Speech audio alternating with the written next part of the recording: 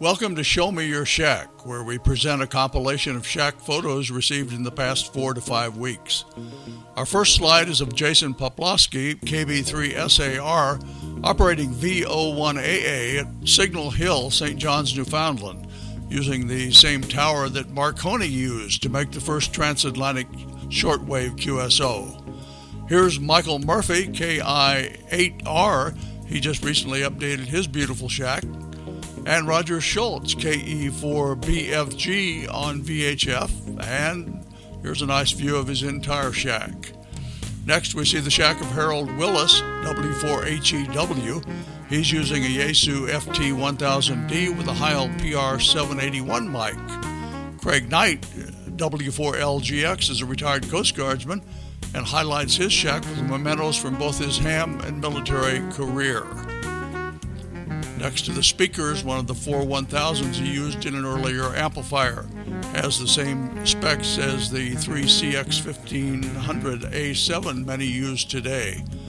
The two dogs in the picture belong to Alan N5AGY, who used to check into the Coast Guard Club while flying a 757 from Chicago to Mexico City.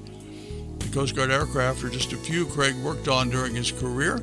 He's still flying high with an outstanding antenna array, a KT-34 tri-band up top and a 40-meter dipole down below.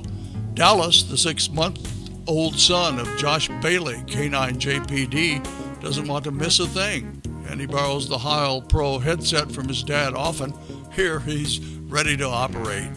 And not all Ham Nation viewers are licensed.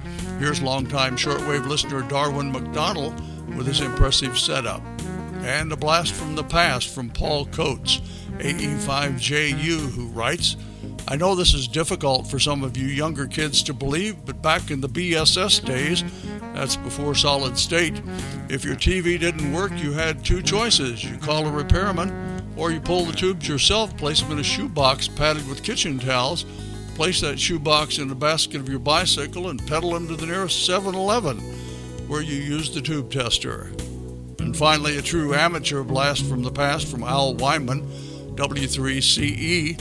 He enjoys a bit of operating from the driver's seat of his 1960s Pontiac Le Mans. It was a compact car then, but it held his trusty Heathkit SB100 transceiver. Al says that now he even has trouble finding a place for the control head of his FT857 in the minivan. That's 30 for this edition of Shack's Photos. Send your Shack photos or your video links to Ham Nation Videos at twit.tv.